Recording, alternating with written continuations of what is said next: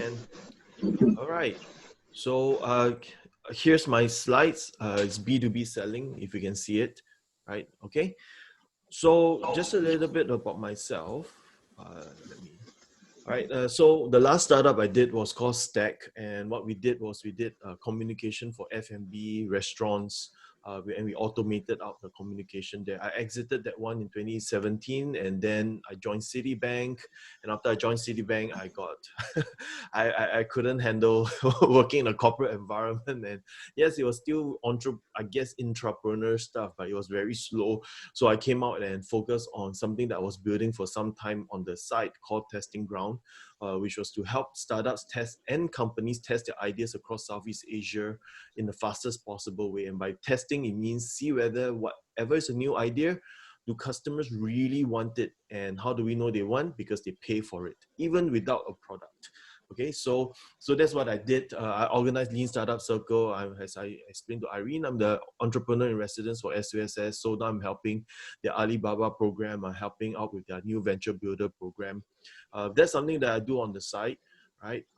Coupled with that, yeah, I spoke on a lot of events, workshops all across Asia, companies and hundreds of teams, right, that I've mentored.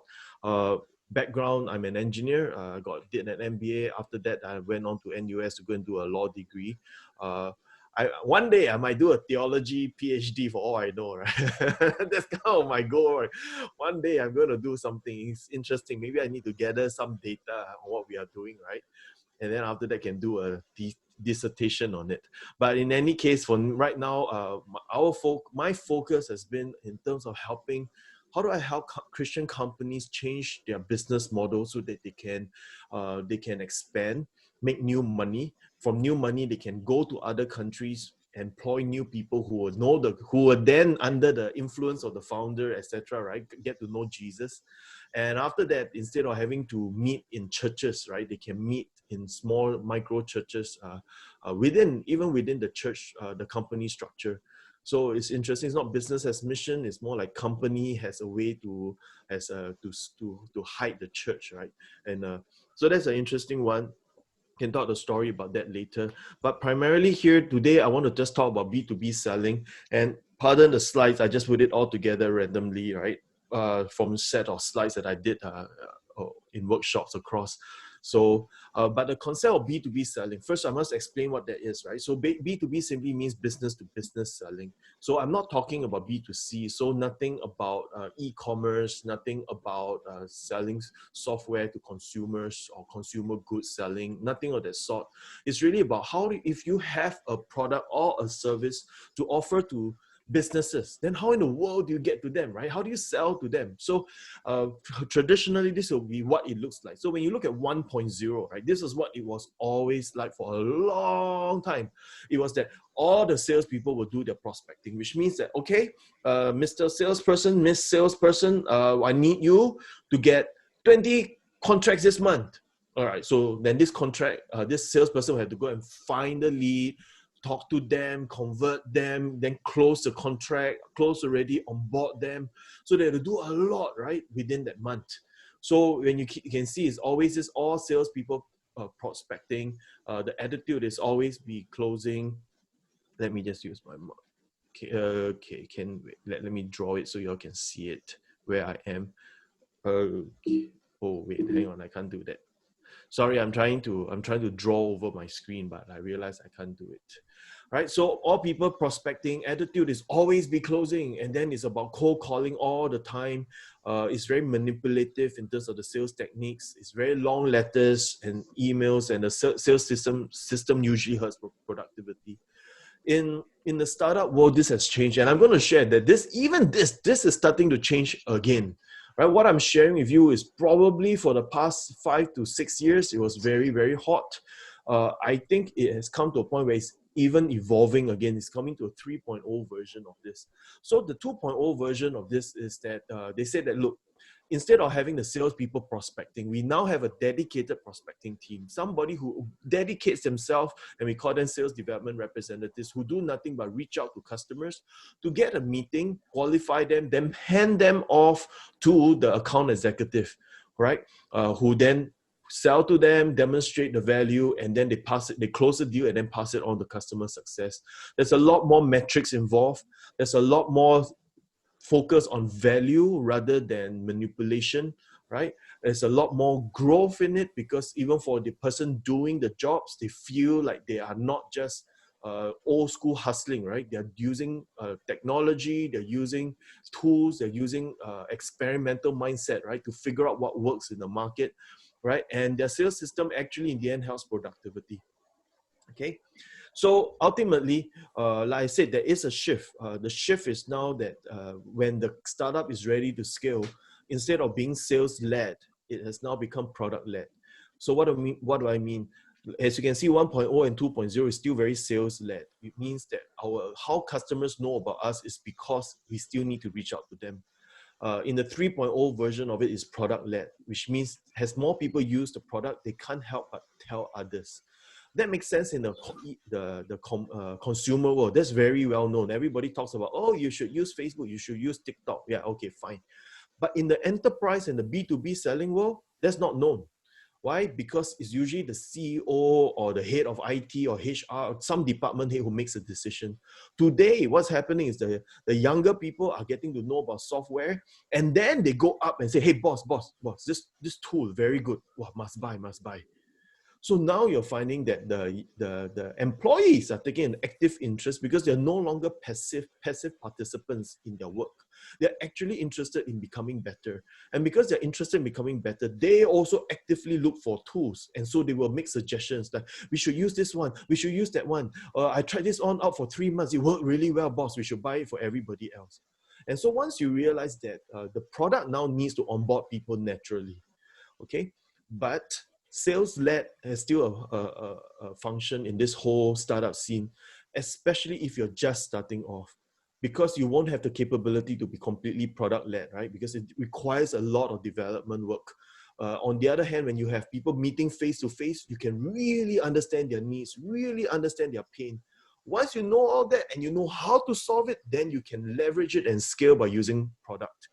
So last time it was even big product companies, they were still using like Salesforce and all that. They were using 2.0. That means a lot of outreach. Today, the startups are like, okay, in the first phase of my life, our life as a startup, we will use sales-led. And then when we're ready, like after Series A, we will go to product-led. So it's very interesting how this whole phenomenon is really coming together. Okay, but just for today, I'm concentrating on a sales-led approach. Okay, and not a salesperson-led, but a sales-led as in a system-led. Okay. So when you understand that, then there are 3 ways that we can get leads into our sales funnel, right? One is we call spears, which is outbound, targeted, go out, reach, go find people. Another one is seeds. That means you sow it out there, wait for it to come back and then grow fruits, right? Word of mouth, PR takes a little bit longer, right? And that's kind of the word of mouth. That one is more under the product-led one.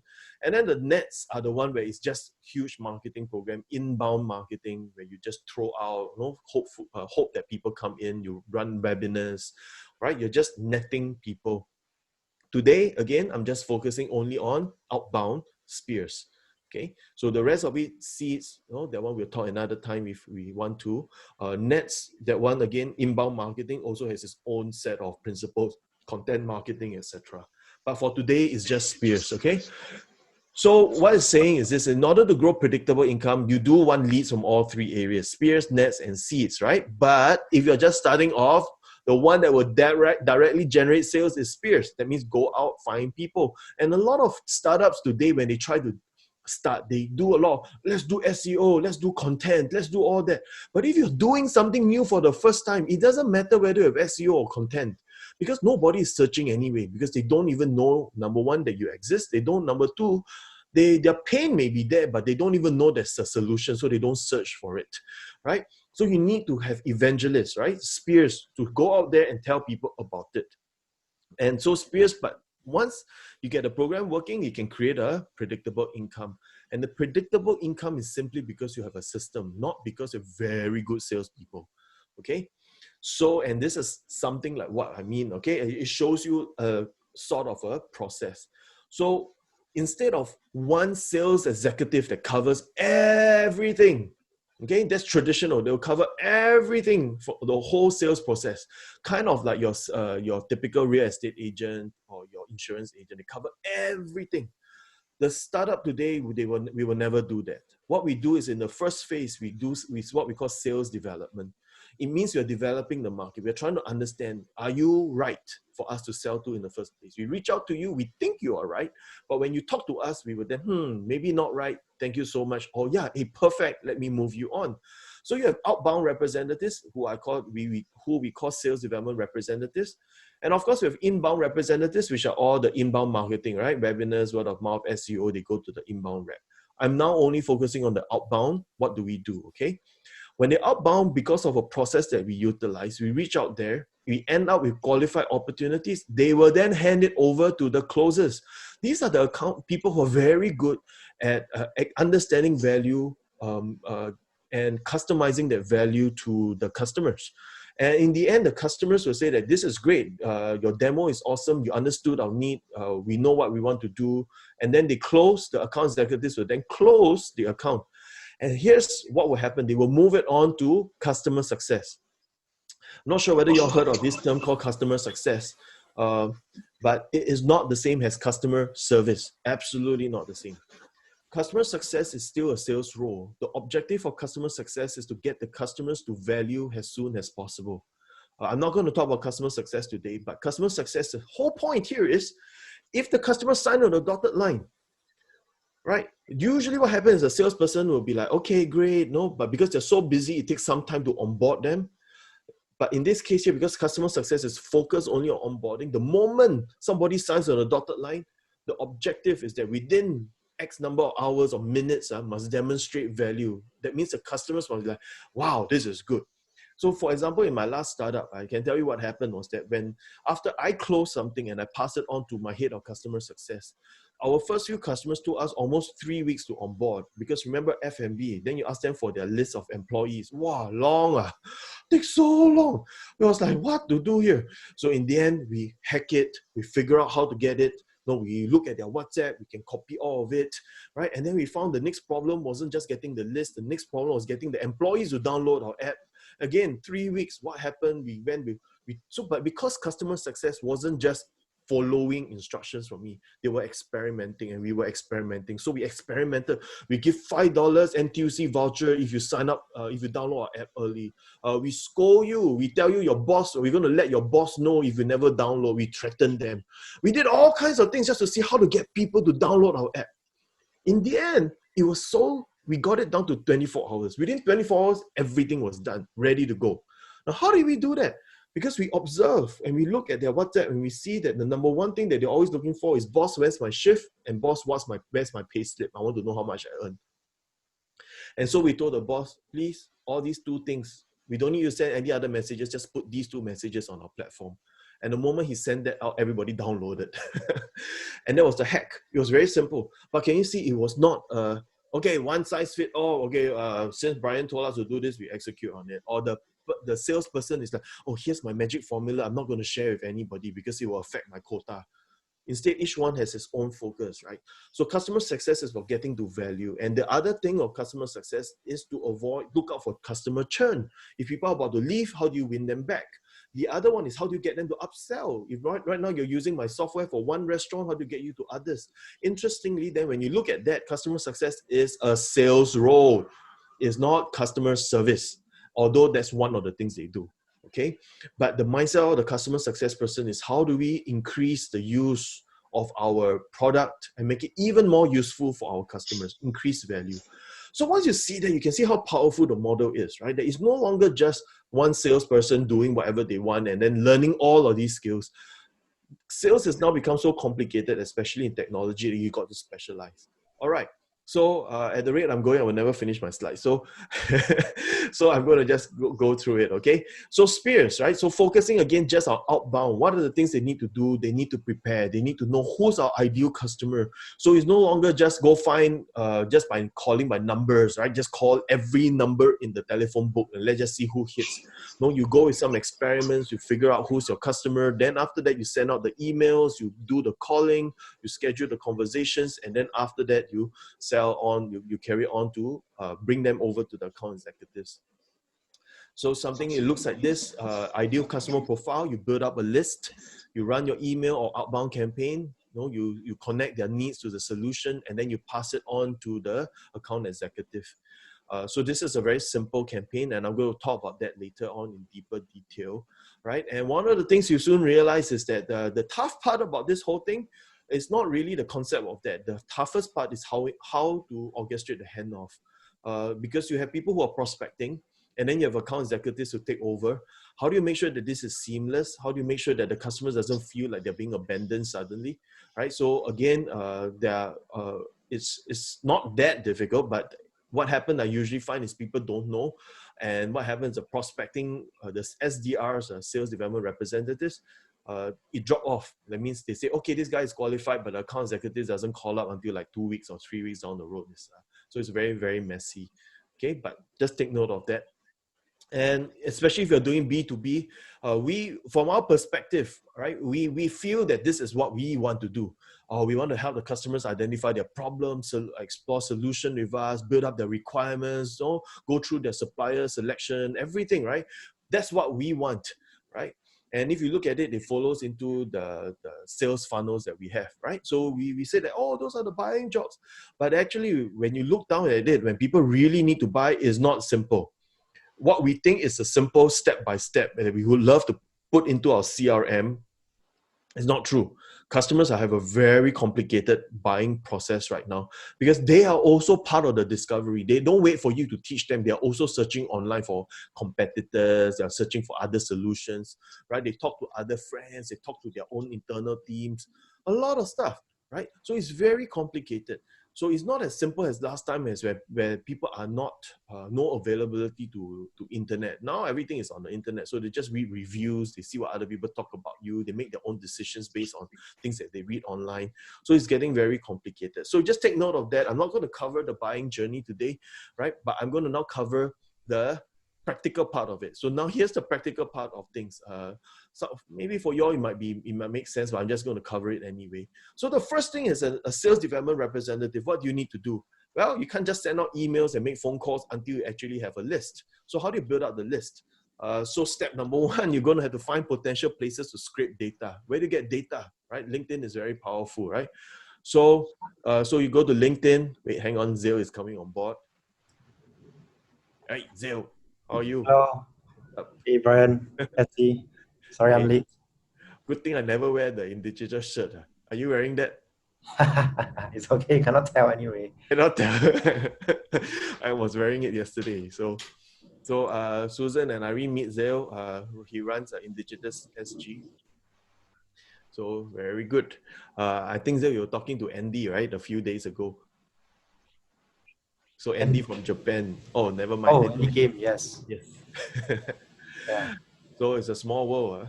All right. So anyway, I was just talking about sales development, Zale. So right now, just to go back quickly, if you're doing sales development, you need to build up a list, right? And in order to do outreach, you need to build up a list. And how do you do that? You're going to have to find potential places to scrape your data. LinkedIn is the most awesome. Of course, without a shadow of a doubt, that's a starting point for most of the things that you're going to do right now. Except that if your target group, they are kind of behind in terms of technology, which tends to be kind of the SMEs in Singapore. So if it's not, then most of the time you can find them on LinkedIn. The younger people should have a LinkedIn account, so that's okay. But the older folks will probably won't have a LinkedIn account or very inactive. Okay, Facebook groups are then probably where you find these people.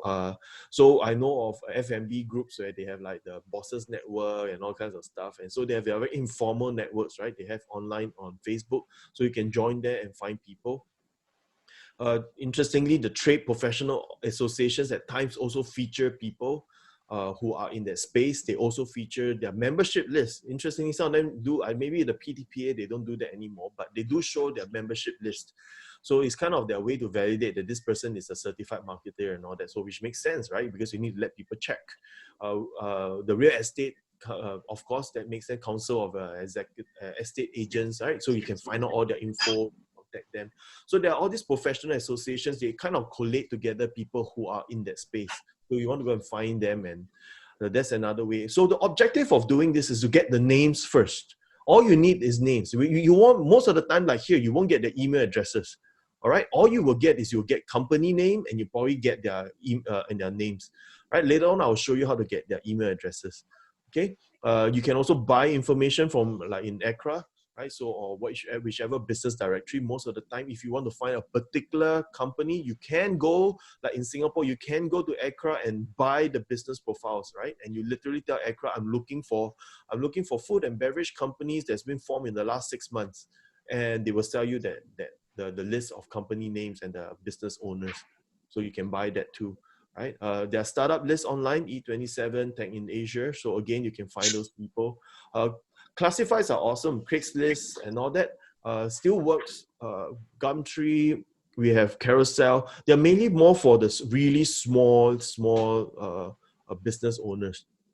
Okay. Interestingly, I was asked by a company to reach out to American construction owners, and I use Craigslist very well to go and find them, to reach out to them. Okay, there are lead finders, which means like this one by ClearOut. What that means is that when you put in the name, the type of companies you're looking for, they give you the email addresses and the names of the company. So like here, you put down event management companies, and it gives me the list of whoever it is that you want to find. Okay, not as targeted, but at least it's the beginning point for you to start. Okay. Again, there are others, lead finders like Prospector, find that lead. So where again, you pay per lead. In this case, every lead that you find, you have to pay, you have to buy some tokens, and then you use your tokens up, right, per lead. So you can buy the leads. Okay. I love Google. You can use Google. It's not a scalable thing, but your starting point, you can always put down there. Like here, I say put down top architect firms in Vietnam, and immediately you see it already. Okay. So the moment you ask in the list form, usually somebody will have compiled some kind of list. Okay. So now that we have all these lists, list building is not confined to all this, okay? Obviously, there are many, many others, but these are the categories, and under each category, there will be many various subcategories, right? So asking Google, I won't go through all the search terms, but you know what I mean, no? Searching Google means you use the right terms, and then you can go and find the companies. You can even use Google Maps to find stuff, right? Like in this case, if you want to find architects, I can just search that on Google Maps, another way to do it. All right, but the main question is then how do I get people's emails? Even if I've gotten the names and all that, so what do I do? How do I get it? I don't know who they are, right? Of course, number one, you can call them. So without a lot of people think that, really, you just call them? Yeah, you can. Because it's B2B, all you need to do is call out the telephone number and say, hey, hi, I'm trying to reach your marketing person. Who is this person? I remember, I read online, is this guy. Can I have his email address? I'd like to send him something. Sometimes people give, sometimes people don't give. We don't really spend too much of our time doing this anyway, but that's if you really want to target specifically. I suggest just asking anyway. If you are trying to build up a list, then you can also, another way, of course, to connect with them on LinkedIn, and then you get their contact, right? That's also easy. You can buy their information, like I say, on Rocket Reach. So this is a Piyush email address from CEO of DBS Bank, right? So you can buy his email address, right, online. So, but of course, number two is this: how do you guess their email address? So when I show people how to guess, people are like, "Oh, wow! Actually, we can guess." Yeah, I say you can guess because here's a concept around it, right? First, if you go to their website, you can already find one company email. Once you find one company email, then you kind of roughly can guess what's the format of their email. What do I mean? If you go and find a PR person, go and look at their terms and conditions, their privacy policy, you will see, please contact so and so. And then once you see the so and so, you'll be like, for example, like mine is by Bryan or Bryan.Long or B Long or whatever it is, right? Once you see that, you can guess everybody else is going to follow that format already. Okay, so once you have the domain name, you can guess the name by changing the first name, last name for the email address, and then finally using an email checker. So, for example, here, like here you see, guesser.email. So that's literally a website name.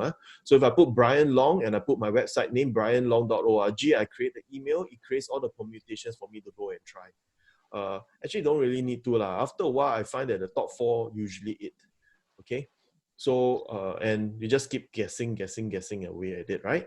And that's the beautiful thing about it. It's not difficult. It just takes you like 5 minutes. Okay. And then after that, so another one here is like in this one, hunter.io. If you put in the domain name and you click find email addresses, what happened? They tell you the most common pattern. So they tell you, so you can see F last, so F dot last. So the website is saying that most likely is the first letter or the first name dot the last name at sakesushi.com. So by putting into hunter.io, they give you a starting point to start guessing. Okay. So either way, what will happen is you are going to, based on the name of the person, come out with a list of emails, and then you start guessing at it. All right, later on I'll show you how to validate it, okay? Another way to scrape email addresses is that you can use data scrapers if these email addresses are available. For example, if you go to some classifieds and everything, there are data scrapers on Chrome that you can use as an extension. And when you say click next, you just scrape their email addresses, name and all that for you, okay? So there are tools out there that can do that. And if, again, not difficult, just literally search data scraping tools on Google, and you will find all these people telling you how to search for it. So I don't have a lot of time today, so I can't go into detail for all this stuff, but I'm just giving you the hints of where to find all these things, okay? So once you have that and you put down the email addresses, then the thing is, how do you clean it up, right? So one way that we do it is we use email checkers, right? So like verify.email.org, and there are many email checkers out there, right? What happens is then you put in the email addresses and you click verify email, and they will tell you, yep, this email exists or doesn't exist. The reason why you can do that is because they ping the server with a request and they see the request that comes back or not, all right? So, and if it comes back as valid, then it says that, yep, that this particular email address is working. Many of the listed companies actually will not work on this kind of email verifiers, simply because in order to combat this, these email servers or these listed companies, what they will do is they will accept every request. What does that mean? So how these email verifiers will work is that when they send an email out, if it bounces back, they tell you, oops, didn't work because no such person. So the email, the mail server will reply, no user found, okay? But in example for DBS, if you try and find Piyush email, they will tell you cannot verify. Why? Because DBS has set up their mail server to accept everything. Wrong also, I tell you, yeah, thank you, come in. So there's no reply back to you. To you, it's like, I have no clue because nobody gave me any answer back, right? But most of the time you can find, all right? Most of the time. The ones that usually know how to do this, that means accept all, they call it accept all mail server, are the multinationals. That means all across the world. Okay, but if they are big in Singapore but not really multinational, you still can find. Like for example, Sake Sushi. I think I'm going to show you that in a while, right? Or you can upload your list like on ClearOut. Again, you can buy credits for this, and then they will verify your email for you. Okay, so and they have their own email. They have their own methodology to do this. Not sure how, but they do it anyway. All right. Then finally, once you have all that, in order to build a list, you need a CRM software. Please don't put it on Excel spreadsheets. For in the beginning, maybe okay, but sooner or later, you need a CRM software, right? For example, you can use HubSpot. HubSpot has a free CRM for you to use, right? And they can just use it. At least for most small businesses, you'll be okay, right? More than enough. It works really well. It will monitor keep your emails for you. It has some very irritating limitations because after all, it's free and they're trying to get you to upgrade. But for most people, it should be enough, right? For me, I don't use HubSpot. It doesn't meet my needs, but I have a more complicated software. But for most of starting off, it should be okay. Of course, you can use a spreadsheet, but use something that's a little bit more that can be connected up with others, like Airtable. So if you're trying to do it on your own Excel spreadsheet, very hard to connect up. So if you use the more open spreadsheets like Airtable, it's easier for you to link up with other software later on. Okay. All right. So I'm going to go through an example of what I mean. Okay. So like I said, going to give you an example of Sake Sushi. So here's Douglas Fu, right? So he's the chairman of Sake Sushi. So I said, I want to find his email address. So how do I find that, right? So I go to, first I go on and I go and try and find, but I couldn't find anybody's name and address there. So I only can find, well, Sake Holdings. So because I was trying to find Sake Sushi, but I found that, hey, it's not sakesushi.com. There's a sakeholdings.com. So you see, this is what I mean by you have to find the email addresses so that they may not use the same domain name as the website. They will have another one. So Sake Holdings, that's cool. Let's try that, right? So I went on to Email Hippo, which is another email verifier, and I key in different permutations, right? Douglas.fu, chairman at dfu and everything. And as you can see, it all comes out bad, right? Doesn't work. Right? Because at first I tried out Sake Sushi. Actually, this slide's in the wrong order. So I tried out sakesushi.com first, right? Then they all turned out bad. Can you see that? All bad, right? The verifier came back. I said, is that? So I searched some more, and that's where I found, Sake Holdings. Oh, okay, Sake Holdings. So I went to try that, and I went on and I said, yeah, really, it's Sake Holdings. You see, Corp at Sake Holdings franchise. And if knowing about that, and he's the chairman, he should sit at this level, not at the Sake Sushi level. So because of that, then I went online and I also searched Douglas Fu email. Maybe it might appear. And trust me, sometimes it does.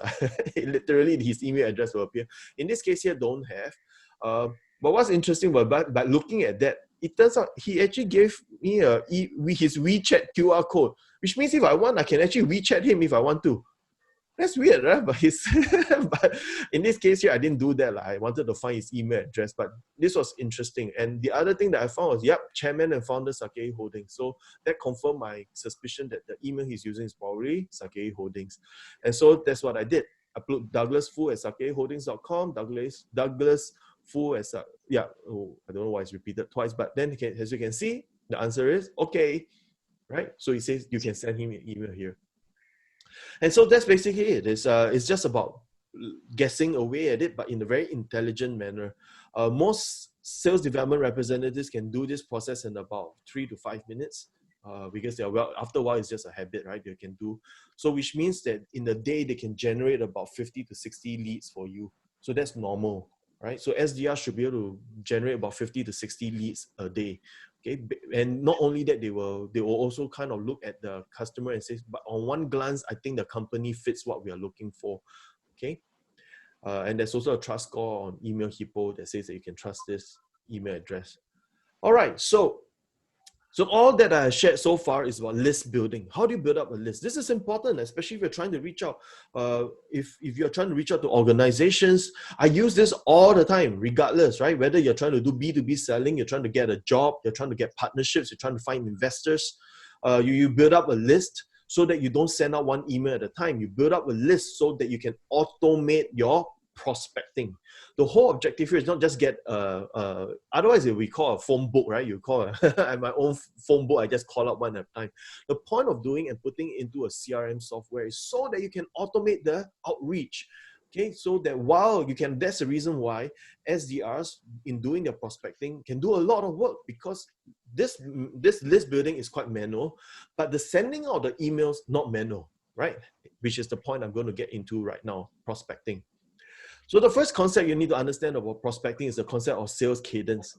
Okay, when you're trying to sell, it's no longer just about anyhow do what you need to do to get a meeting. There are very specific sales activities that you need to do to move customers down the pipeline, right? And usually there is about 6 to 8 attempts, right? And multi-channel approach some more. So it's not just one way of doing it. So it will look something like this. Day one, I send a book a time email. And then after that, I might call the person to try and book an appointment. If they don't, then I'm going to send them on day 2 and say, hey, I sent an email. I tried to call you, connecting with you because I think this works for you, or we have some value here. You might even endorse the person for their skills, try to get their attention. Day 3, you send, I didn't hear from you email. Day 4, try calling up already. Day 5, send a breakup email and a message on LinkedIn. So it's not just a hello, make a phone call and done. Right? It's actually a process and it looks something like this. Okay, so as you can see, first day, email, LinkedIn, email, follow-up, call, voicemail, email.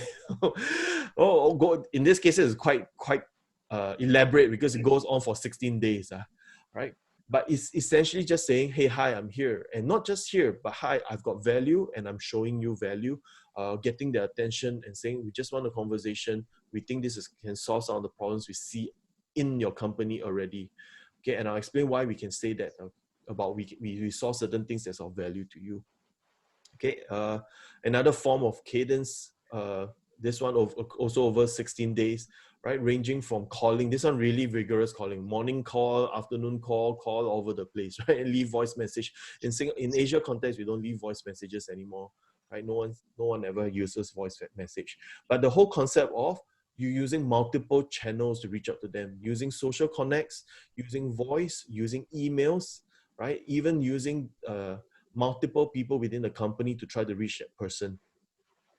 So if you look at this and you say, now you can understand what we mean, that this is a very focused role. Because if you were to try and get the traditional salesperson role to try and do all this work, they will say that it's just too much, right? Because I'm also having afternoon meetings and I need to follow up with customers. You're asking me to do all this stuff. I just can't do it, right? Versus somebody who's dedicated to doing this, they have a automated way of doing all this work. So how do we automate it out? We use things like Persist IQ. What Persist IQ here, you can see that is $0 free account. That means you can send out 20 emails a day. Can you see that it's a sequence? So they say we can help you send out email sequences on your behalf. Okay. And what that does is that it allows you to send out emails on a predictable cadence, right? So while you are doing all the calling or you're doing lead generation, the emails are being sent out. Some of them are powerful enough such that they can even connect to customers on LinkedIn for you. Okay, those will cost more. Okay, it costs more. All right. So now I'm going to go through what the emails look like very quickly. All right. So when you say we send out emails, what does that mean? Okay. The first thing is that the next concept is that, okay, we have an email cadence, we have an outbound cadence. What happens after that? The next part is we're going to personalize these emails. We're going to find some reason why they are in a position most likely to want to hear what we are trying to sell to them, right? And it could be because they have raised the funds, they reached a milestone, they hired somebody. It's essentially, you want to say there's a trigger event that because of this trigger, they are more likely to want to buy from you. Okay, so when somebody has raised funds, they're more likely to want to scale, which means they need software, right? If somebody hired somebody new, you want to reach out to that somebody new because that person is more open, right, to buying something, right? Because it's a new executive. They hit milestones, expand HQ, got PR. They wrote a blog post highlighting certain things that they learned. Then you share to them and say, fantastic, because that's exactly what we are trying to solve. Telling them that, hey, do you know your competitor just did something else? No, again, then you tell them stuff. So by finding these trigger events, you give them a reason to come in. Okay. All right. So next one. Then the other way is also you find friends, some mutual connections, hoping that people can connect you with that person. You can do that on, you can use discover.ly. And from there, you can go and find people who have connection between you and that person and see whether that person can help you connect to to your prospect also can. Okay. But whatever it is, you're going to enter this information into your CRM because in your sales cadence tool, I'm going to go back. Like in this case, here, Persist IQ. In your email, you'll be able to put down that, hi, so and so. I saw you on this thing. I know that you did that, right? You're going to customize it a little bit with brackets, and you're going to insert in these information. All right. So you're going to try and get their attention, communicate value to them quickly, and then you're going to move on. Again, I'm giving you very brief overview of all these concepts, right? Unfortunately, interestingly enough, these things I'm doing usually last over 2 days. So I'm trying to teach it within an hour and a half. So I'm skipping a lot in between, okay? Which means I'm giving you headers. Just go online and search all these words. So these keywords are important. Use the keywords, you'll find a lot of content online. All right, concept number 3, email scripts, right? So how do you write your email such that people will pay attention to you? Okay, last time people will write a long email, very, very typical. So again, I tried to help another social enterprise, and the person, very experienced director, he sent me an email, to reach out to customers on his behalf. Wow, the email is like a story, 500 or 600 words. I was like, no one's going to read this. It's just too much words, right? And it's like the old school kind of last time they send out the sales letter to you, put into your envelope, your thing, and they say, hi, blah, blah, blah, blah, you don't want to miss this opportunity. And I was like, nobody sell like this anymore, right? So it's very long form, very, very long form. Instead, when you send out your emails, just be conscious of the letter F. All right. So when you look at the letter F, it means broad strokes. So you look at the first email, you can see that it's very blocky. Okay, it's very block. And it uses even point forms, and we try to avoid point forms. But you can see the second email is more like a letter F. It starts off with a nice introduction, a little bit more about what you all do. It tells what is it that you want to assist, and then it asks for a very short ask. It says, can we have a 15 minutes call? All right. Some people have even experimented with what we call a 9-word email. It actually goes something like this: hey, hi, I'm in Singapore, and I'm arriving in Singapore. No, something like arriving in Singapore. Happy to meet. Talk about startups, right? And then they're like, it looks more like a chat, which makes it feel less salesy, right? And then people go and search on LinkedIn, see who are you, and then, okay, maybe I'll meet you, right? So people are experimenting on all this stuff, all right? So the first thing then, of course, when you look at an email, the first thing that people look at, of course, is subject line, right? And the first sentence, okay? And what your whole thing is, again, even subject lines, there are at least about 20 slides that I have on the subject line itself. So I put in one thing here. So all the hacks on subject lines, you can go and look online. Subject lines, what does it mean? But the objective is to capture attention. Make sure that it looks like a real person wrote them. So if you write things that sounds very salesy, it is going to be turned off. People read it and be like, buy this now or regret it later. Okay, that's not going to work. And the more personal, the better. You include their name into it, even better, right? And it's got to flow into the first sentence, right? So, and if you look at like this second statement, this is making you a commodity. Trish, this so-called best practice is bunk. I know from following you on Twitter that you agree that. And you can see the level of personalization that happens inside these emails. So the first point is subject line is very important. Not too long. Interestingly, what really works well, one letter. Hi. Hi works very well. Literally, people are like, huh? Who's hi? Hi what? Then they click already. They're curious. They don't even have a chance to say no, right? Because they don't even know what to say no to. So they're just curious who is this hi from, right? So they click on it. Okay. So the next one is then what's the body of it? So you got to remember this WIIFM. What's in it for me? Okay. Why should they respond? Why should they care? Right? The whole point here is to get to the point succinctly with personalization. It must be a challenge. You arouse curiosity. And the whole point of sales development is not sales. This whole email cadence that you're doing is not to try to get them to buy. All you're doing is to try to get them to be interested enough to get on a call with your account executive. Okay, Yep. What? Who's that? Susan? Okay, I think that was a shit. All right, so the objective, as I said, is not to generate sale at this point. The sales development representative's job at this point is to generate interest, not sale. Okay, and then at the end, remember, customers don't know how to buy from you. So even if you write a nice email and you say that, and you end off not with a very specific ask, instead you end off, are you interested? And question mark. Nobody know what to respond to that kind of statement. You want me to write a long para? You want me to say yes? You want me to get on the call? What do you want?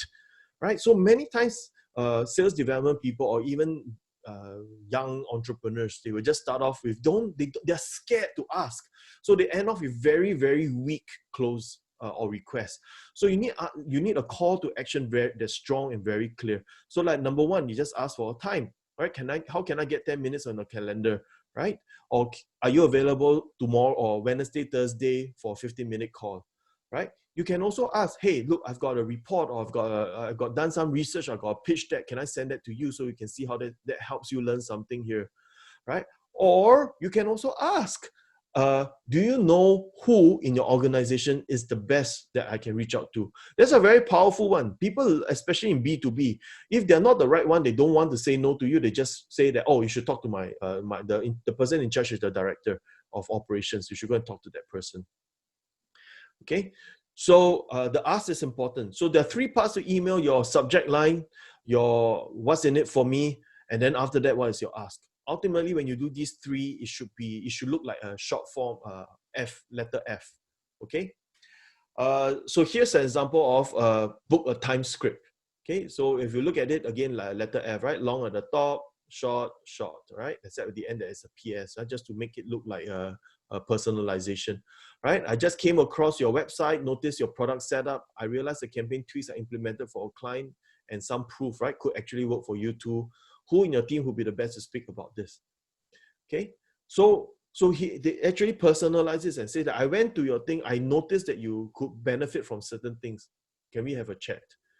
And then if the person don't reply, a few days later, you send something back and says, hey, trust you're well, quick follow-up. I would love to hear your thoughts. Are you free?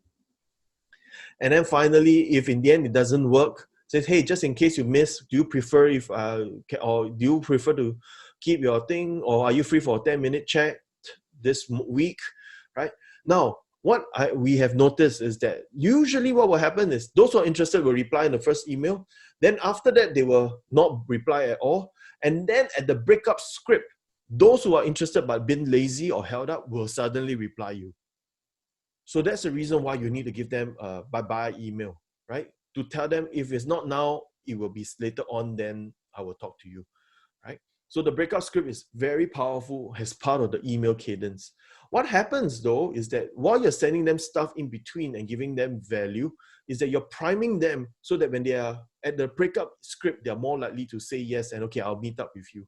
So we usually find the hit rate the conversion rate much higher during the first and last emails. So finishing it up. So what happens if they say, okay, I can meet you for a 10-minute chat. Okay, I can meet you for a 10-minute chat. Then what's the job of the sales development representative? Remember, sales development, the SDR's job is to generate interest and to qualify the customer. Are they the right customers? So when you call them up, you also want to do certain things, right? And for example here, this is a cold call or a discovery script, okay? So what's interesting about this is that, so what happens here is that this is what we call a cold calling script. When a customer come up, this is can also be a qualification script, but I'm going to just focus on it as a cold calling script. So you call up the company and says, hey, hi, this is Bryan from, in my case here, my company is called Testing Ground, right? So what's interesting about this script is that there's a pause there. So if you look carefully, it says an introduction. This is Bryan from Testing Ground.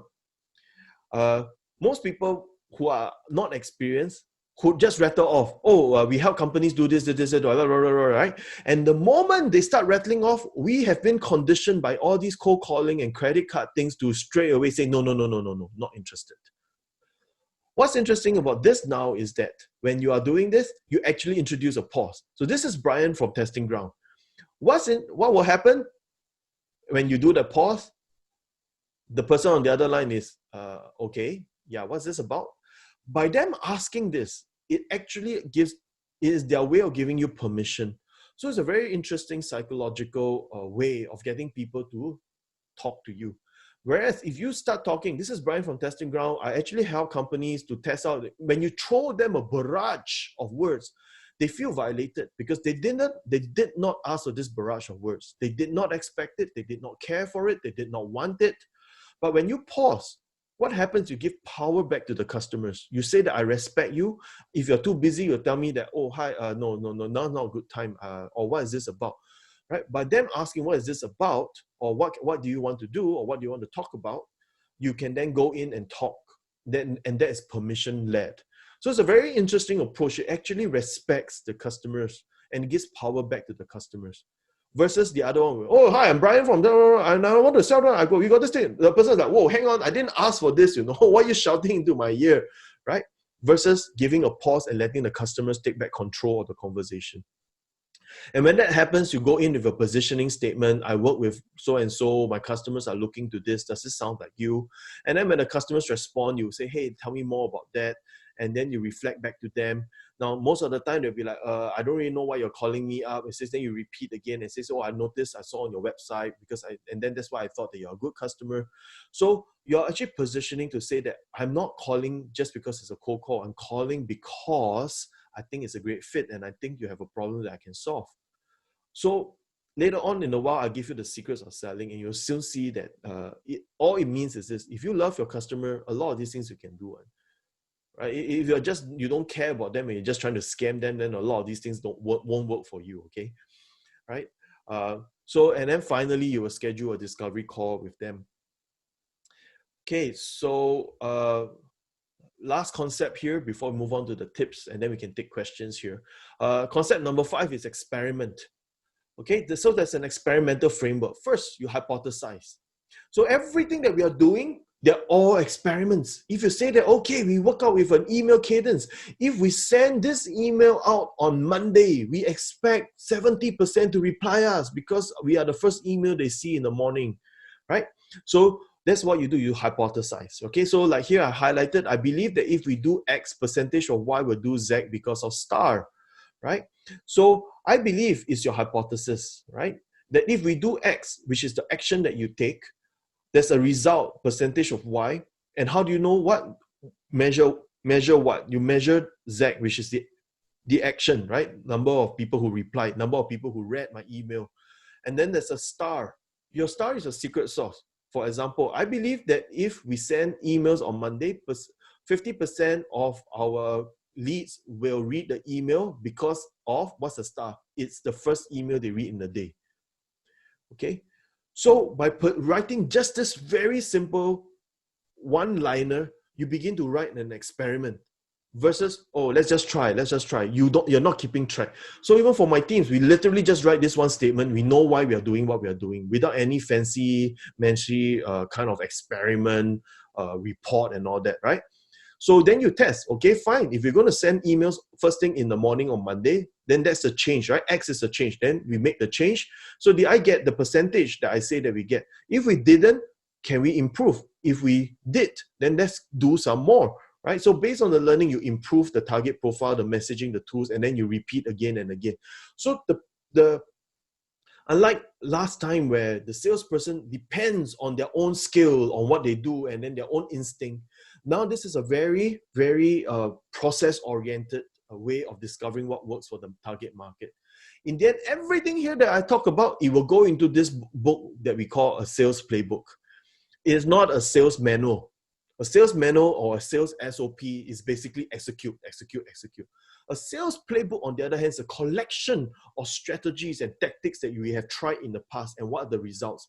So that later on, we will say that right now, this is the one that works. Let's all try that. If it doesn't work, we will update it with a new experiment, right? And then if we go to a new country or a new customer segment, we can see all the experiments that we have run before, and we can start pick and choose and see which is the best path, because some things we may not need to replicate again. Okay, so the point of sales playbook, you can talk. Again, I'm not covering that today, but you can find that word on online sales playbook, and you can see there are many templates in there. All right, I'm going to cover some bonus secrets from the Christian perspective. Everything that I shared before that was all about the work of. So let's recap. I talked about sales development and how it leads on to account executives, and how account executives hand over to customer success, and how these roles work together, even though they're individual, but they're part of the whole, right? Versus last time where we have a super salesperson who has to be in charge of everything. I then ran through, said, okay, if I want to just do outbound prospecting, the first thing I need to do is build up a list. Once I build up a list of names and their companies, I can then guess at their email addresses or ask for their email addresses, find it online, etc. And once I have the email addresses, telephone numbers, I can put it into software to automate out the emails or remind me to make the phone calls. The whole purpose of doing these email cadences and outreach cadences is so that I can get customers to be interested for a call with me, so that I can qualify them. Why? Because we don't want to sell our product to a customer that is not interested, that is not ready to use our software. Because no point, right? You hand them over to the account executive, he closed them and actually they don't use it because it's not a good fit. It's a waste of time for everybody. So it's very interesting that this way of selling is very, it takes into consideration the customers a lot. It doesn't just old school shotgun, right? Whoever I hit, let's see whether they use it, right? It actually considers the customers a lot, okay? And so that's where I end off in terms of the B2B selling thing. And I'll end off with some secrets and then we can take some questions, okay? So secret of selling, number one, okay, look, I tell the people I train, all right, and my own SDRs, I say, number one, we bring good news. None of us here, we are trying to sell scammy software or product. We actually want to help people. Why are we so afraid to tell people we want to help you? Okay, I know this kind of talk sounds a bit like the property agent or the insurance agent, like, oh yeah, come, let's sell to people because we're helping change their lives.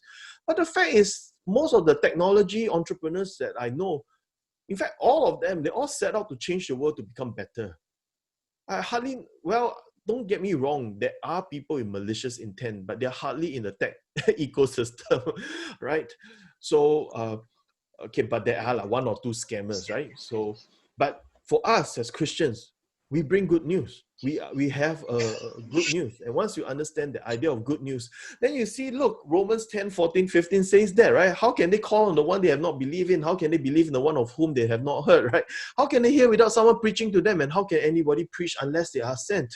How beautiful are the feet of those who bring good news. And I tell you, many times, even me doing sales, it allows me to talk to customers. And once they get into a deeper conversation with me, it goes into everything else. Okay? Now, the beauty of this is that if you look at what we are trying to do for the world, and we say we are trying to impact, we are bringing good news. We cannot be afraid to go out there to make our voice heard, to let our emails be sent. And trust me, it may make a lot of sense, but the younger group, especially when it comes to B2B selling, they're very afraid. Oh, what if the customer get angry? Or what if they don't want to, they put the phone down on me? Say it's okay, it's their choice. Right? It's their choice. It's the same way that when we talk about Jesus, we're not going to have everybody say, yeah, sure. They're going to chase you away. They're going to tell you go away. But it doesn't stop us anyway. Why? Because we are bringing good news. Okay? And then the second of selling is this: show them, don't tell them. All right? So in your emails, what I'm telling people nowadays is put something in there, give something away. Here's a free trial, or here's my PDF of templates you can use in your sales. I can do a 15-minute webinar with you, or here's something. Show them value. Don't tell them the value, right? And this is interesting because this is what God did, right? He didn't just tell us he loved us. God actually says, Romans 5:8, he says, demonstrated his own love for us in this, right? While we were still sinners, Christ died for us. And this sales thinking is important, especially as Christians. If we want to really convince people, don't go out there telling them that you are good news. Show them that we are good news. Show them that whatever that you're bringing makes their lives way better. Personalizing it is awesome, right? When you personalize it, it's very powerful. So it says, I noticed that in your website, I found, so one Christian brother, he runs his development agency. So you know what he did? One of the things that he was doing was he went to websites and he find those that have been hacked. And you won't notice, the hackers won't change anything on your website. They will just change it on your website header. You can't see one. It's in the metadata. And you will say, you've been hacked, and they put down the name of their hacking group. So, and everything on the web page will look exactly the same. Only people who, it's like leaving their mark to say, haha, I've hacked this number of, is the call to honor, right? So he go and search all these guys out. And then he go to the companies and say, hey, you see this? Actually, I found that you've been hacked already. I can patch it up for you. So he showed value. He didn't say, oh, are you worried about being hacked? We can solve the problem. We can patch it up for you. He didn't do that. He went first with, you've been hacked. I want to help you patch this up, right? And so then they said, great, come in. And he says, okay, look, I can give you a special offer to do this, but I suggest that you host your website with me from now on so I can look after it for you. Because he went with good news, because he demonstrated value, people were more willing to come in. You see, if God only talked, God never did anything, right? How will we know his love? But we know he loves us because, we love because he first loved us and because God demonstrated his love for us. Now I hope you all don't mind me bringing in this is a Christian thing. I cannot put this in any other thing that I do, right? So I love to be able to share some of the thoughts around this, about sales and all that. And the other thing about selling, interestingly, Jesus is very good at this, is getting rid of self-imposed friction. When you're trying to sell to people, remove your own obstacles to them becoming customers. Hi, yeah, actually, before you sign this, I need you to sign, before we have a conversation, please sign an NDA with me. Can you sign this contract? We need you to meet 3 other people before we can figure out whether this software is good for you. So a lot of self-imposed friction. So customers, they want to buy already, and yet your buying process will be, oh, sorry, we actually don't accept credit cards. We need you to we will send an invoice to you, make payment. So a lot of difficulties there. You got to remove this self-imposed friction to make it easy for customers to buy. And interestingly, when you look at Jesus, he's really good at removing friction. You look at this, right? When people try to bring little children to Jesus, who stopped? Within his own people, right? The disciples. So when you run your own company, you will find that within your own company, there will be people who build up obstacles to your customers becoming customers, because it's actually easier for your employees to do their work. So it's a very business-oriented view, right? Which means, oh, we need these forms to be filled up.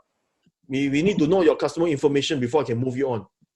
If I don't have that, I cannot, right? And you create friction in the point. But you look at this, right? When people try to bring children to Jesus and the disciples are the ones stopping, Jesus said, don't do that. Don't hinder them. Come straight to me. Let them come straight to me. And it's interesting how Jesus removed this, because this is not the first time he removed friction. When you look at another one in Matthew 12, 11 to 13, right? Again, he talks about the Pharisees, right? And the Sadducees, and how they use their law on Sabbath to say it's unlawful to go and pull out a sheep, right? On Sabbath. Okay, but he says this, that it's lawful to do good on Sabbath, and he stretched out the hand and he healed it completely, because these are man-made regulations, man-made things, right, that stop people from experiencing value with Jesus. Okay, so I'm just going to end off with this last quote, and he says this on Zig Ziglar, one of my favorite, and I think for Irene SC, you probably might know him, right?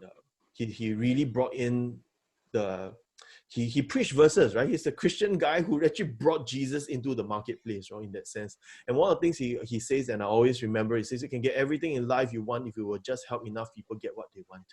And that summarizes really a lot of what the startup world has been trying to do. He's saying that, look, how do we make this in the most systematic and efficient and effective way possible?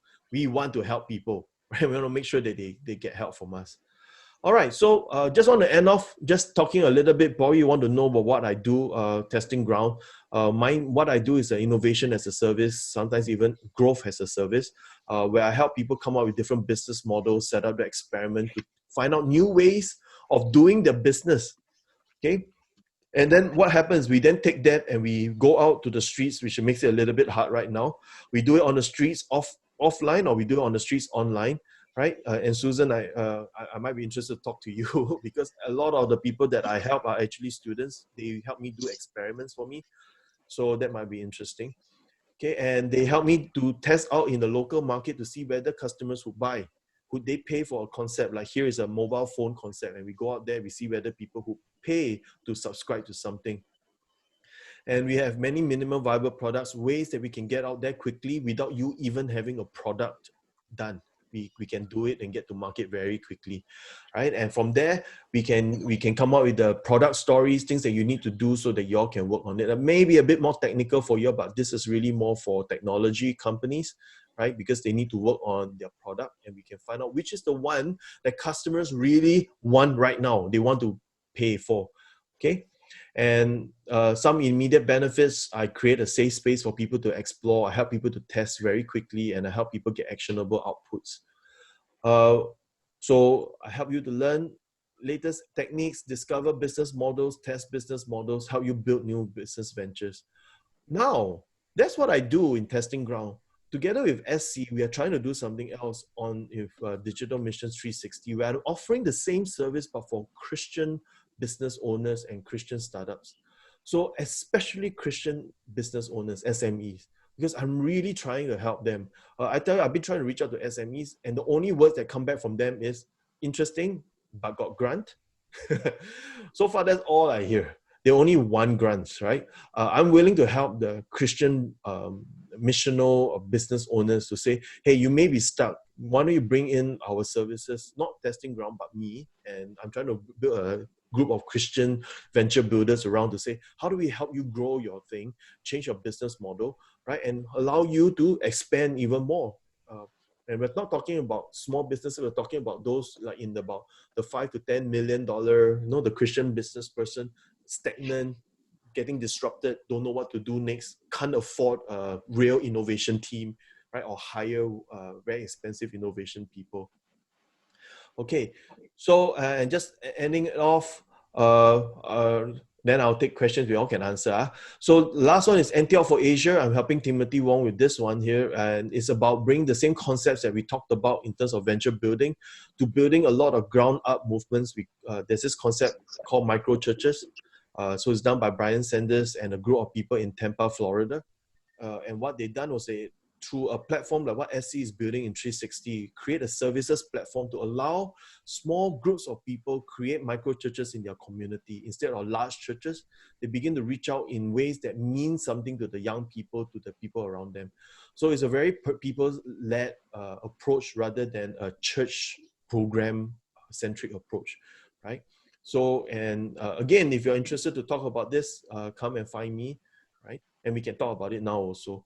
Yeah, so a few of us here only, so you don't even need to do, you can ask me right now. Okay, so let's look at some question. Irene, you asked B2B, C2C, B2C, face-to-face. Do you consider the lack of entrepreneurship around Singapore firms due to following known approaches rather than using new approaches? So what do you mean by known approaches? You mean they already know it very well and they don't want to try something new or what? Yeah, I think all that I hear from you is something I've heard. I think we've been hearing it umpteen times over the years from various approaches and sources. I think because of this whole new COVID-19 that is forcing everybody to rethink things, I sometimes just wonder, why are we so dogmatic in, oh, it must be B2B, oh, it has to be B2C. Why can't there be a myriad of approaches that comes out something unique? Let me end by saying what I feel lacking in Singapore amongst Singaporean entrepreneurs is, like you say, first they ask for grants. Okay, never mind. In fact, many other countries, why they are entrepreneurially successful is because the government actually is very upfront to get them out in the field. But I think what is also missing is everybody goes by, there must be a textbook approach. And I think the politics have just shown us, forget about the textbook approach. Yeah. Is there a myriad approach of things? That is something I'm still struggling to find the right, punch. Yeah. So Irene, thanks for that question. And like I said, nothing here is saying you must do it. Remember, I said it's end up with a playbook. A playbook is just whatever, or it's a collection of the experiments that you're running, right? Hi, Ellen. Right. So Ellen's also helping the micro church thing. So, but the main thing here is that it should be experimental. It should be customer focused, right? And a lot of people understand customer focused, but it's not the same. Serving them and learning from customers are two different things altogether, right? So the approach that we are going about is called is like what I do is what I do. It's called Lean Startup, and we are talking about how do we test with the customers even before they are customers. Like how do we figure that out?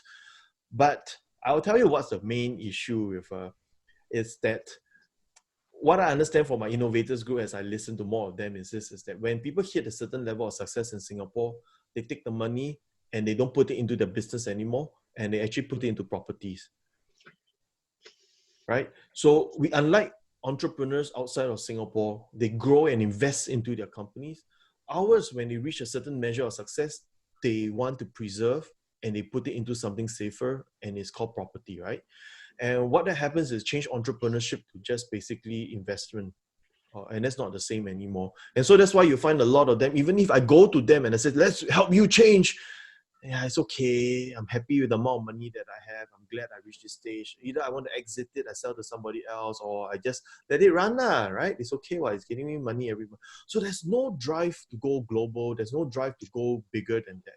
And I think I'm not sure whether is it because I always share with people that we always blame kiasuism for Singaporean thing. Actually, kiasu is everywhere. Scared to lose. Come on, really, it's everywhere. You look at Americans; they're also scared to lose, right? Hyper competitive, actually. No, Chinese was definitely competitive. So you're all kiasu. The problem with Singaporeans is the other word, kiasi.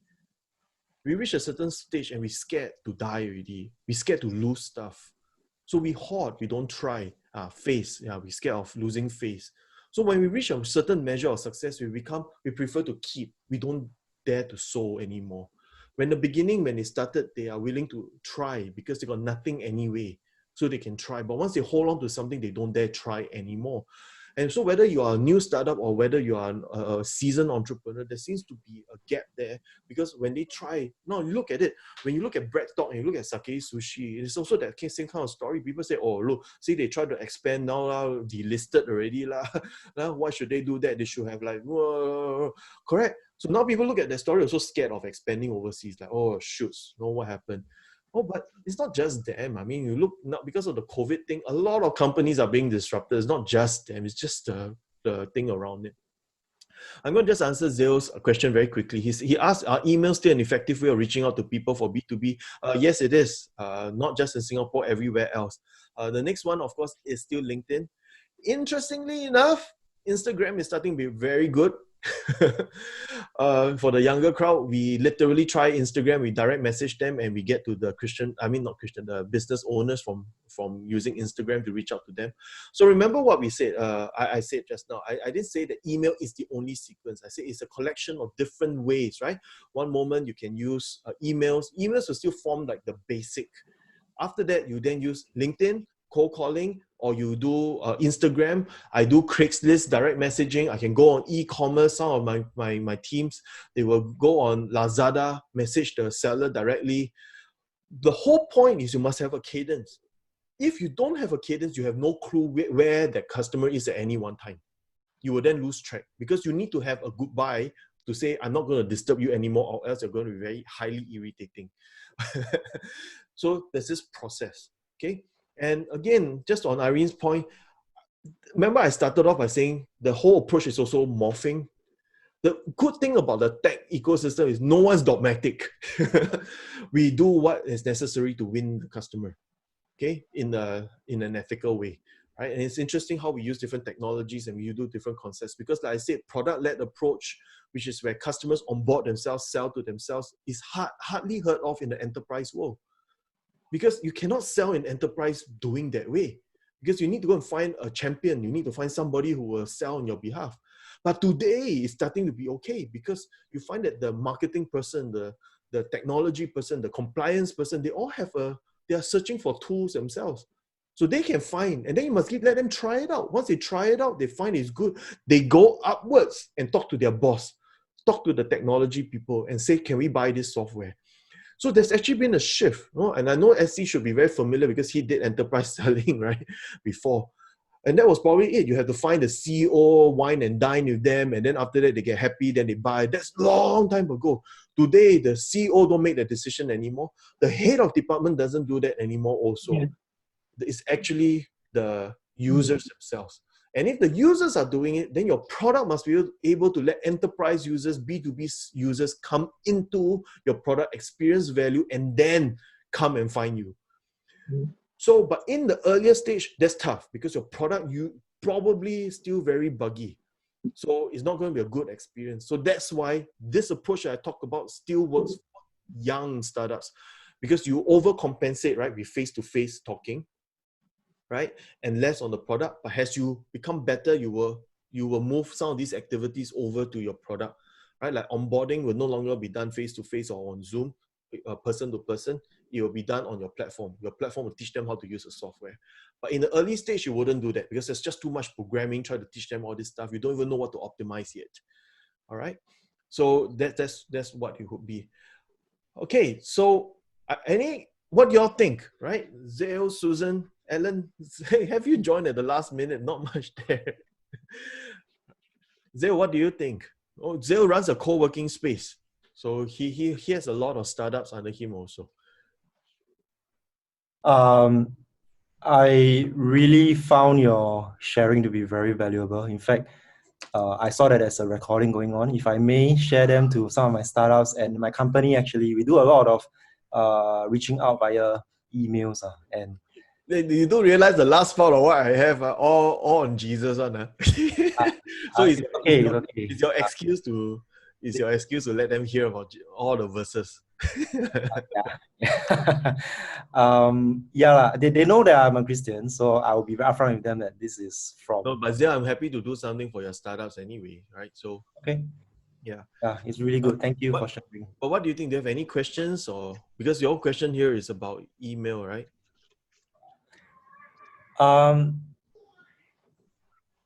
Because I think that a lot of our marketing is still done through email, but a lot of our communications nowadays is via WhatsApp and maybe the social media. So it's good to hear that you think that it is still effective. For B2B still is, because primarily people, that's where a lot of information, but it's not going to be your communication flow. It's going to be something else. It will just be in an introduction, and then it'll move you to everything else on WhatsApp or phone call already. So Susan gave a comment. Thank you for sharing that. How do you think you can apply this, Susan? Because you're more in the missional space. I don't know as. Yeah, sorry, I'm mute again.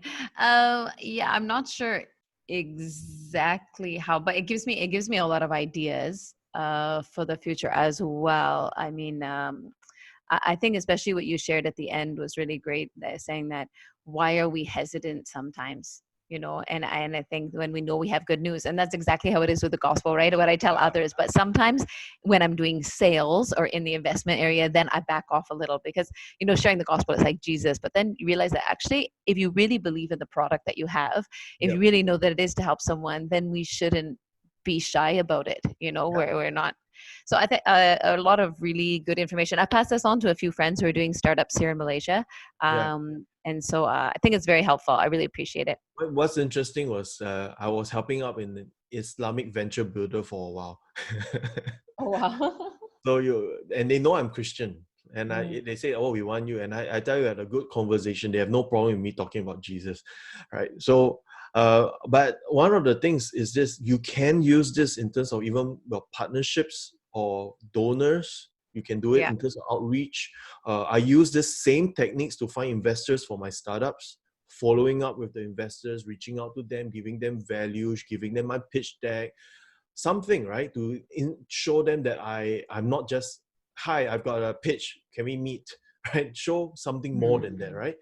And it's particularly useful even donors. You can personalize it, like why them donating makes a lot of sense, or it's a good fit. So you can use it that way, or you can do it in terms of partners, commercial partners you want to work with. You can also use it, the same techniques again, right? So it's not necessarily sales, although everything we're doing in that sense is sales, because we're trying to get people to understand it, right? So if you're only looking at it strictly from money perspective, then yeah, maybe not all. But if you look at from donations, looking for partnerships, even hiring, if you know of some talent that you want to reach out to, this is also a good way to do it. Yeah, it's true. Actually, I mean, you just gave me a really good idea because actually, you see, I have a TV show. And so what we've been wanting to do is actually partner with different businesses who could advertise during the TV show to help pay for our airtime.